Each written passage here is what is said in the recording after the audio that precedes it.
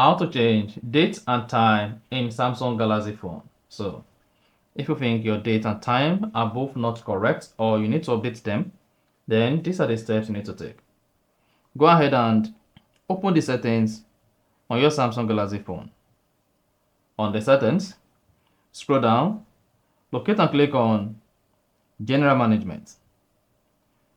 Click on date and time.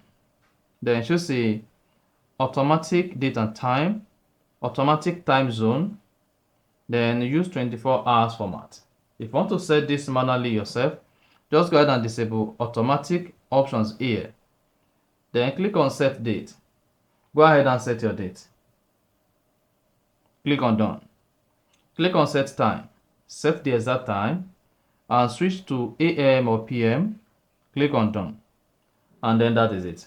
However, if you want a Samsung phone to automatically update your time with your zone, just turn on automatic time update, and after that click on automatic time zone.